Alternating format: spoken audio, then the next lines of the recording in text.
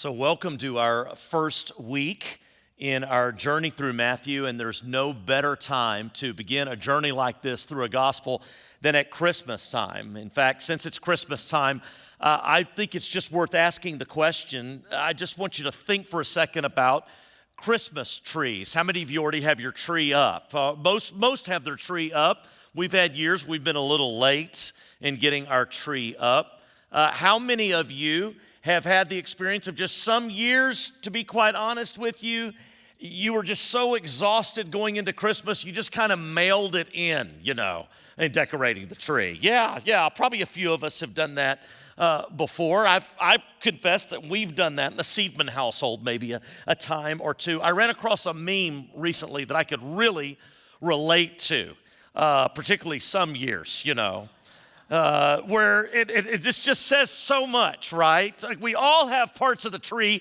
that look better than others, You got parts that you want to show off. Usually that's the part of the tree that most everybody's going to see. And then you got other parts you don't really want to show off too much. That's the part of the tree that's facing the corner in the room. Now, I'm guilty, when I've been in charge of decorating the tree, I've been guilty of doing a tree like this, believe it or not, where I give all my attention to the parts of the tree that everyone sees, and I just kind of mail it in on the back part of the tree, the part that no one sees. My wife is somebody of integrity. She decorates the whole thing, even the parts that only God sees. The bottommost parts, and the parts at the back of the tree, if you will. Well, the Gospel of Matthew opens up with a tree of its own. And those of you who know we were starting probably have already read Matthew chapter 1 just to prime the pump a little bit. You could really think of it as a Christmas tree of sorts because Jesus is what the tree is all about. And you might be thinking, where in the world is a Christmas tree in Matthew chapter 1 if you know it? And quite simply, I'm talking about the family tree of Jesus's. Now, it's got a front that if you are a good Jewish person in the first century, it's got a front of the tree that you would want everyone to see, And then it's got a back part of the tree that you just prefer most people not even notice. We're not going to read through the whole family tree here, but because I want you to be awake for the rest of the message. But we are going to read through the first 6 verses of it, and then we'll jump forward a little bit because I want you to get a flavor of this. Picking up in Matthew chapter 1 and verse 1, this is the genealogy of Jesus, the Messiah, the son of David, the son of Abraham. Abraham was the father of Isaac, Isaac the father of Jacob, Jacob the father of Judah and his brothers, Judah the father of Perez and Zerah, whose mother was Tamar, Perez the father of Hezron, Hezron the father of Ram, Ram the father of Amminadab, Amminadab, the father of Nahshon, Nahshon, the father of Salmon, Salmon, the father of Boaz, whose mother was Rahab, Boaz, the father of Obed, whose mother was Ruth, Obed, the father of Jesse, and Jesse, the father of King David. David was the father of Solomon, whose mother had been Uriah's wife. And on it goes till you get down to verse 16. Just jump down to verse 16. And Jacob, the father of Joseph, the husband of Mary, and Mary was the mother of Jesus, who is called the Messiah.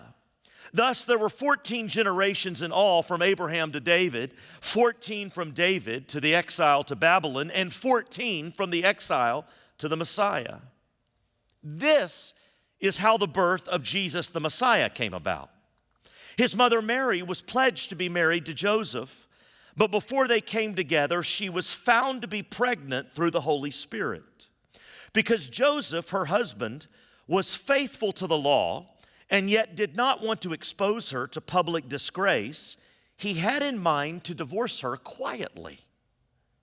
But after he had considered this, an angel of the Lord appeared to him in a dream and said, Joseph, son of David, do not be afraid to take Mary home as your wife, because what is conceived in her is from the Holy Spirit. She will give birth to a son, and you are to give him the name Jesus, because he will save his people from their sins. All this took place to fulfill what the Lord had said through the prophet. The virgin will conceive and give birth to a son, and they will call him Emmanuel, which means God with us. When Joseph woke up, he did what the angel of the Lord had commanded him and took Mary home as his wife. But he did not consummate their marriage until she gave birth to a son, and he gave him the name Jesus. So Matthew doesn't exactly begin his gospel with a teaser as to why my book's going to change your life. He begins with a list of names, a bunch of names that most of us can't pronounce, and quite frankly, most of us are quite bored by. We probably don't even bother to read through the whole genealogy when we're starting off in Matthew chapter 1.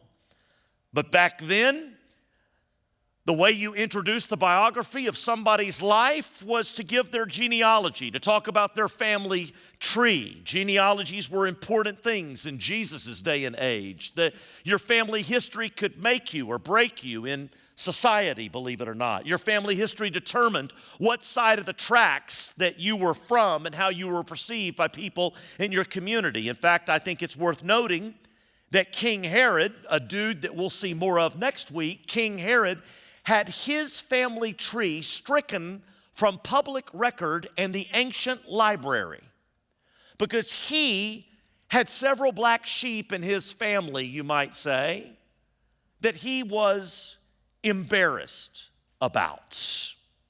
And so he had his genealogical record stricken from public view because he wanted no one comparing his family history to the family history of any rulers before him or after him. There was just too much back of the tree as far as Herod was concerned about his own family. Maybe you can relate. Maybe you have somebody in your family that you consider to be back of the tree. Maybe you're the person in the family that's back of the tree. Who knows? You know what I'm saying? So one of the major emphasis in the Gospel of Matthew is the emphasis of Jesus as king. In fact, the very first verse tells us in the genealogy of Jesus the Messiah. That's the title. Messiah means anointed. Anointed with who? Well, the Holy Spirit, which is appropriate given the series we're just coming out of, but anointed for what? He's anointed to be king. He's the anointed one. And from the very verse, Jesus is identified as king in the gospel. And so it's no surprise in one sense that Matthew wants you to know, hey, this Jesus, the true king, has royal blood flowing through his veins. You can trace him all the way back to some pretty impressive Jewish ancestors like David and Abraham himself. After all, he's got no business being king of the Jews if you can't trace his bloodline back to those dudes. These are the front of the people in the genealogy of Jesus, the front of the tree, if you will. But then Matthew quickly spins the tree around. He wants everybody to see the back of the tree, so to speak. He begins to show some branches that most Jews in that day wouldn't want Matthew to point out. Matthew mentions 4 women in the family tree in the first 6 verses. This is really unique because you can go through all kinds of ancient literature back in this time and nobody has a genealogy where a bunch of women are mentioned. Family name and inheritance are passed down through the male name. In an ancient culture, women were seen and regarded more as property that belonged to men than as people. One of the most lasting impacts of Jesus is that it's him and his teaching that changed the way women would be viewed in the scope of world history. Matthew mentions 4 women in the genealogy of Jesus in the first 6 verses of the New Testament. And it could be that the mention of these women in the lineage of Jesus is God's way of just significantly affirming that women were every bit as important and integral to the plan of God through Jesus as men were. A radical word in the first century. But it's the 4 women that Matthew mentions. Tamar in verse 3. You can read about her in Genesis chapter 38. The story about her is a bit scandalous. She dresses up like a prostitute and seduces her father-in-law. they have a sexual encounter, and the result of that encounter was she becomes pregnant with twin boys, Perez and Zerah. They're mentioned in the lineage of Jesus. That's her contribution to the lineage of Jesus Christ. You may think, why in the world would she do that with her own father-in-law? It's a very complex story involving power and neglect that we could get into some other time. Then you have the story of Rahab in verse 5. You could read about her in Joshua 2 and Joshua 5. She didn't just dress up like a prostitute. She was a prostitute who made her living in Jericho. And she winds up coming to faith in the God of the Jews and marrying a Jew. And she makes her contribution to the lineage of Jesus Christ. Then you get to Ruth, verse 5.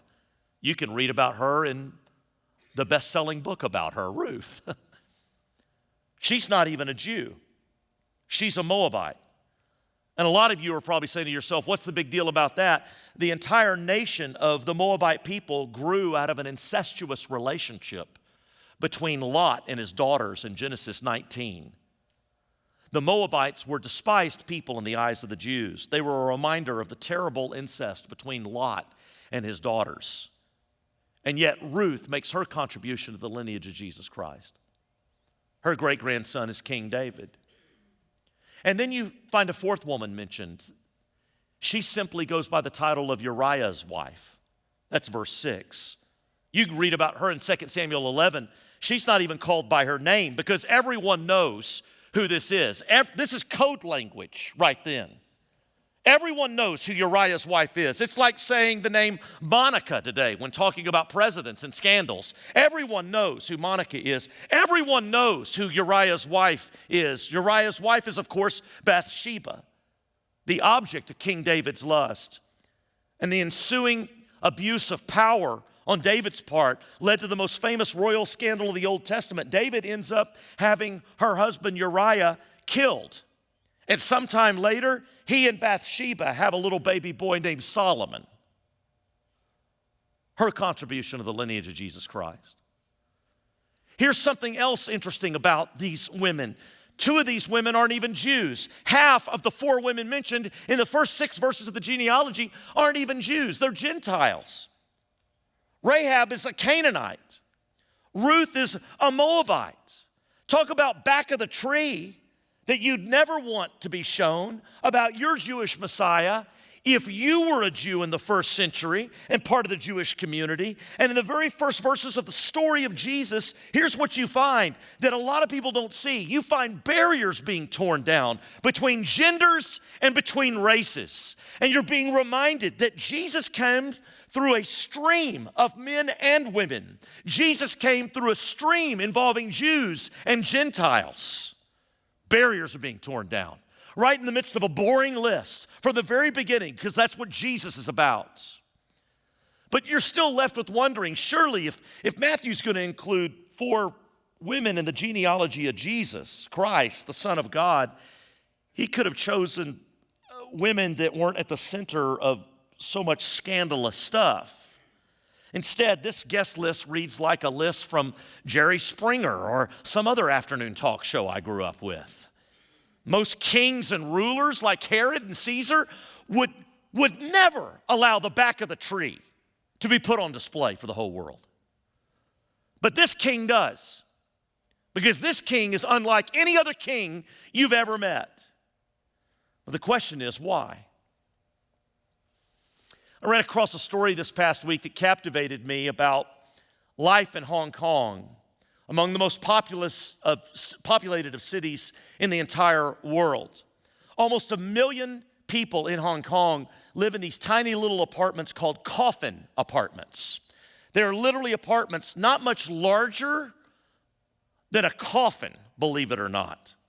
And I want to show you 3 pictures to give you an idea of just how compact these things are. Check out this. I just want you to see this first one here that you see. Look at that one right there. I mean, that's unbelievable right there. You've got somebody that's got a commode next to a little kitchenette, and then there's a place to wash their clothes. That's how people live in those coffin apartments.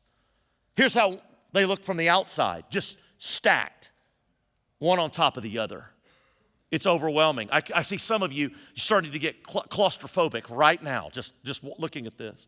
Here's a picture that I was captivated by, just a guy sleeping that they took just from overhead, from the ceiling of his coffin apartment. You know, I look at these pictures, and all of a sudden, my cramped house at Christmas with all the loved ones and pets coming in and out doesn't feel so cramped. And sometimes through the wonders of technology today, there's something about being able to go somewhere else to give you some perspective on where you are. And the more I look at the family tree of Jesus, the more I feel a little bit like I do when I look at life in the coffin apartments in Hong Kong. It's a pile of names and stories stacked on top of one another, one after the other, and it's messy and it's cramped. You ought to just get out a concordance and roll through some of the stories that these names represent, because every time you read a name in the first century, you had a story pop up in your mind. There are just certain stories that go with certain names in culture. True for American culture today. Years ago, a Burger King in Kansas City was robbed by an 18-year-old dude whose legal name was Ronald McDonald. True story. And I tell you that, and what do you think of? Some guy in a clown suit being carted off in cuffs with the Burger King sign in the background. Burger King, robbed by Ronald McDonald. Why? There are just certain stories that go with certain names. Nobody names their daughter Jezebel anymore. Nobody names their son Judas anymore. Nobody names their son Benedict Arnold anymore. Nobody does that. Because some stories are so intertwined with some names, they'll stick with you for centuries. And there are stories behind all these names in the genealogy. It feels cramped. It feels messy. And yet it can give you perspective. Jesus' family tree helps us to see a lot of things about God. Jesus' family tree helps us to see, first, God's integrity. When you get to the end of Matthew 1 and you get to verse 23, Matthew reminds you that the prophet Isaiah prophesied that one of the names of the Messiah would be Emmanuel, which means God with us. And the very presence of these kinds of stories in Jesus' family tree reminds us that God really is with us. He really has lived up to his name. He has immersed himself in a mess of a family history of some highs and plenty of lows. He's immersed himself into a family tree of poor decisions and sinful actions and bad choices that characterize the world we live in. God has seen it all. God has seen it all. Nobody's going to surprise God with the level of darkness or the level of a mess in their life. Nobody's going to surprise God. Nobody's going to scare God away. The one who came into the world came through the world for the world. The one who came into the world came through the world for the world. Jesus didn't just come for sinners. Jesus came through sinners. God planted him in them. And he's seen the mess in this world because through Jesus, he allowed himself to be introduced by being surrounded by the mess that is this world. And Jesus was birthed out of it. He lived up to his name. God is with us in the midst of the mess. This Christmas tree in Matthew 1 is a preview of another tree that's going to come at the very end of Matthew, a tree that actually has a label on it that says, "This is Jesus, King of the Jews." And on that tree, he takes the whole mess of the world on himself, the sins of the world. Yours, mine. He takes the whole thing, all of it. That's why I've always thought that Christmas some years needs to be respelled Christmess.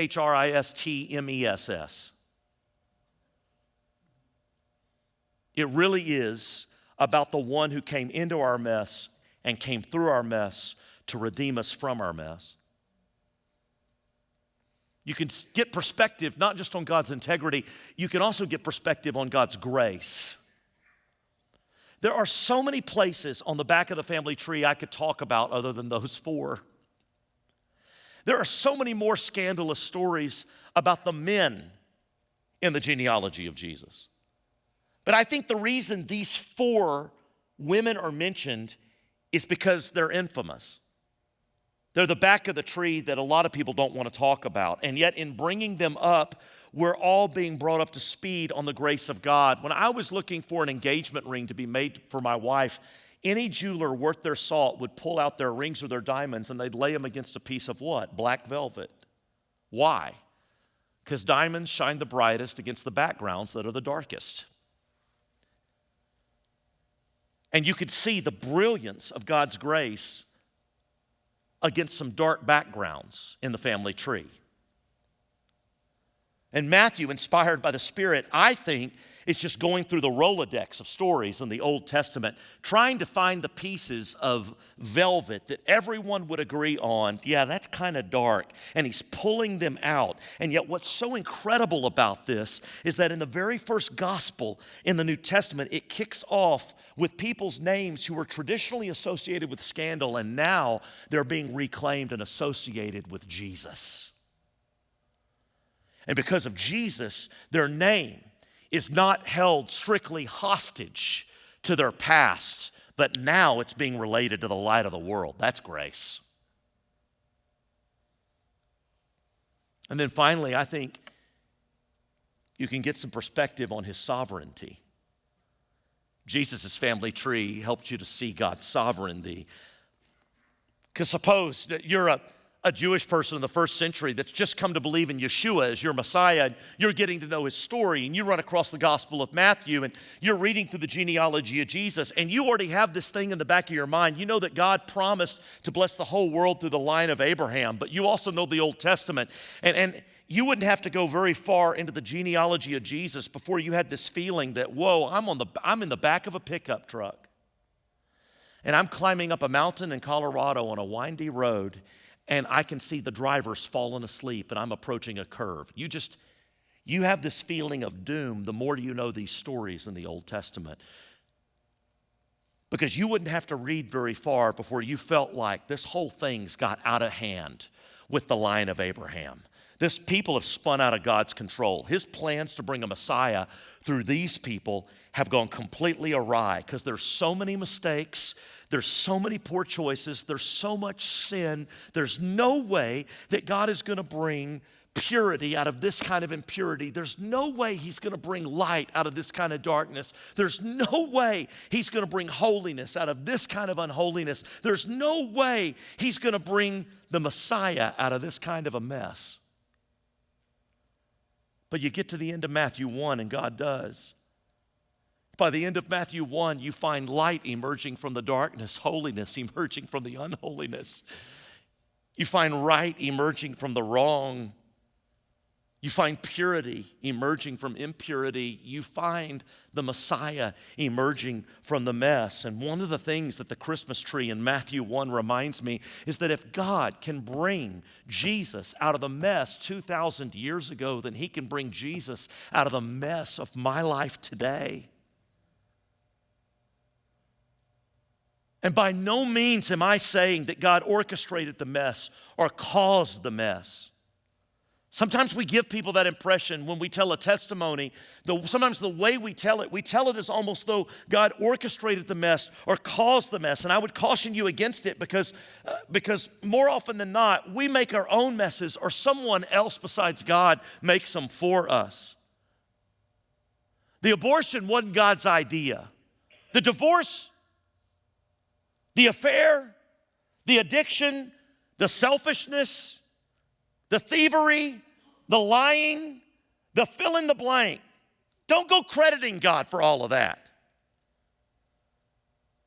People say, well, everything happens for a reason. Yeah, and sometimes the reason is we're stupid. We make poor choices. We engage in selfish behavior. We operate in destructive ways. In fact, we see at the end of Matthew 1 that the reason he's named Jesus is because he will save his people from their sins. That's what his name means. Yeshua, the Lord, saves. He's named Jesus because you're trying to be told from the very beginning what Christmas is about. Christmas is about the salvation of us from something, from our sin. Jesus did not come to tell us we're okay. He came because we're not okay. He didn't come to endorse our sin. He came to save us from our sin. But just because we're in a mess doesn't mean that God can't bring a new story, a new message, a new ministry, a new legacy out of that gives life to others.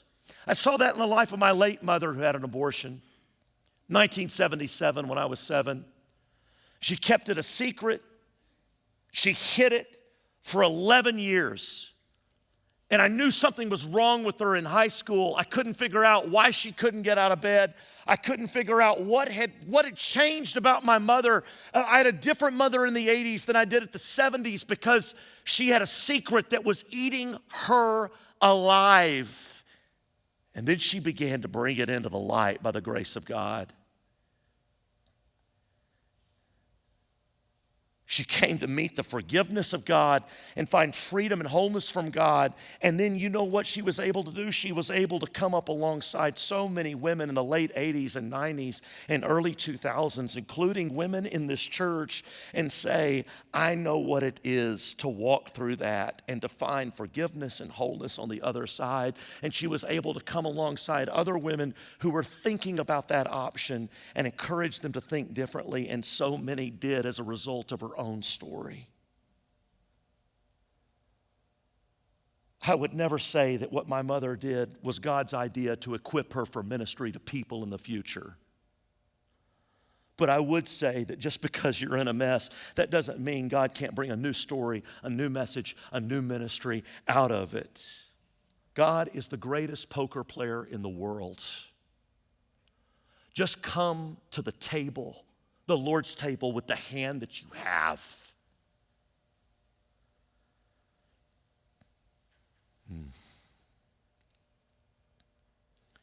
There's a message that can arise from your mess.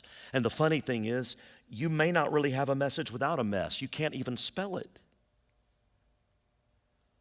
But because of Jesus, our messes don't have to have the last word on our lives. Because of Jesus, our names don't have to be held hostage by the stories of darkness in our lives. Our story can serve His story. So where do you begin? I think we take our cue from this young couple in Matthew 1. See, there's a fifth woman in the genealogy of Jesus. Her name is Mary, and she's got a husband-to-be named Joseph. Now, what's interesting about the two of them is, after all the scandals present in the genealogy, I just told you 4 of them, there's a lot more. After all the scandals present in the genealogy of Jesus, the birth of Jesus looks like a scandal too. But it's not. A woman who's never been with a man, not even her fiance, turns up pregnant, and it's the Holy Spirit that's done it. Who's going to believe that? Joseph didn't even believe it. He's stuck. He knows what the law says about a woman having relations like that outside the context of marriage, much less not even with someone that she's betrothed to. He knows what the law says, and he's stuck, but yet he doesn't want to subject her to public disgrace. So here he is trying to walk this line, struggling, I believe, not believing his wife, deciding maybe I can break things off quietly. And it takes a dream to convince him otherwise. It takes an angelic visitation. And even after God makes clear to him that Mary was telling the truth, would anyone else believe him? Do you realize this? That even when Jesus was 30 years old, you read in the Gospels of people seeing Jesus in Capernaum and go, hey, isn't that Joseph's son? For 30 years, Jesus is walking around and everybody thinks that Jesus is Joseph's son. Everybody thinks, oh, that's Jesus. You remember how he started. He was conceived out of wedlock. That's why some of them had trouble even listening to him in Capernaum. as a 30-year-old man when he began to preach, because they knew how he started, or at least they thought they knew how he started. In fact, so interesting, Joseph is the only man mentioned in the genealogy who's not identified as a father. That's curious. Mary's the first one who's identified in some ways as the mother of Jesus. Joseph is never called the father of Jesus in Matthew 1. He's just the husband of Mary, and yet everyone thinks he is a man who's fathered a child out of wedlock. The whole thing with Joseph and Mary looks like a scandal. A little aside here, this ought to remind you that sometimes when God is working a plan, your reputation in the immediate moment is not his highest priority. He's working a plan to save the world through Joseph and Mary. And in the meantime, he just allows most people to think Joseph and Mary have conceived Jesus out of wedlock. He vindicates them later. If you want to be used by God, you need to get real comfortable with risking your reputation every now and then. Because there's more important things than what people think of you. There's what God is doing through you to make a difference. This is Joseph and Mary's story. But there's something about Joseph and Mary that we learn through it all. You read about Mary's trust in Luke chapter 1 when the angel comes to her and tells her what God will do within her. And Mary has those epic words, "May it be to me as you have said." In Matthew 1, you don't read much about Mary's response. You read something about Joseph's response, but here's what's so curious. Joseph never says a word in Matthew 1. Go back and read it. He never says a word in Matthew 1. His actions do all the talking. You read about Joseph's obedience when the angel tells him to do 3 challenging things. The angel says, go ahead and marry her. No telling what everyone else will think when she starts showing earlier than she should, when they start doing the timeline on when he married her. Don't have relations with her until she has the child. I'm sure that was challenging to a newlywed. And then name the child Jesus. Joseph doesn't even get to name the child what he wants to name the child. He names the child what he's told to name the child. No Jewish father wanted to be told what to name their child. Joseph does all 3. And Joseph's and Mary's response to Jesus being given to them is a model for us all. What does it mean to respond to the coming of Jesus in the midst of your mess? What does it mean to respond to the coming of Jesus in the midst of all the darkness? What does it mean to respond to the coming of the Jesus in the midst of all the junk and sludge of your life? It means this. It means you learn to trust like Mary does. And you learn to obey like Joseph does. You trust and you obey. You trust and you follow heaven's instructions about Jesus, and then you follow the instructions of Jesus. You can't change the past, but you can start where you are and receive the King. You can't change the past, but you can start where you are and trust. You can't change the past, but you can start where you are and follow the instructions. We sing, "Let earth receive her King," all the time this time of year. But how about we just start with you and me? Because you never know what might change as a result. Family trees might change. You ever heard somebody use the phrase, "I've got a mess on my hands"? That's a phrase I want to invite you to work with as we take communion together. I want us to move from the family tree in Matthew 1 to the tree at the end of gospel, the tree at the end of Jesus' life. Because you might be feeling the effects of some kind of mess right now. And if you are, I would just encourage you to finish this sentence. If you feel the effects of a mess right now, I would encourage you to say, "Lord, I've got a mess on my hands in this way." And just go ahead and spell it out as you take communion. I've got a mess on my hands in this way. And in doing so, you're putting this in the hands of our God, a God of integrity and grace and sovereignty. Or maybe you're at a point in life where you're already seeing how God has brought new life out of the mess.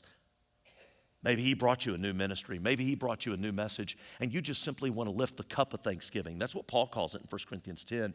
You want to lift the cup of thanksgiving and just say, thank you, Lord. Or maybe if you're just in a moment where you're saying, Lord, it's not just that I've got a mess on my hands, it's I'm a mess myself. And again, for you to say, but I believe you have come to save me from my sin. You've done everything needed in order for me to be forgiven and experience forgiveness. And I'm ready for you to take my life and bring some good out of it. And good is what he'll bring out of it. Because good is all he is. All he is. You know what the name Christmas means? It's two words merged into one. Christ's Mass. That word mass means to finish. Literally, the meaning of Christmas has something to do with Christ has come to finish a work. And he's finished it. He's done everything necessary for you and me to experience forgiveness. We cannot go back and change the past, but we can start where we are. And we can play a part in how this thing ends. Trust and obey. He's a God of integrity, a God of grace, a God of sovereignty. Let's eat and drink to that together. Lord, just right now, as we take communion, we give you thanks for the message of Christmas. The real message of Christmas, in the midst of so much of our events that are about cleaning up and bringing order and experiencing joy and having everything in its place, we acknowledge that the story of the gospel is about people who cannot clean their messes up, who are messes in and of themselves, and you've come through the mess to redeem us from the mess. You, the King, from beginning to end, have come to bear the mess upon your shoulders, that we might truly have a new year beyond your coming. And for this we are grateful through Christ. Amen.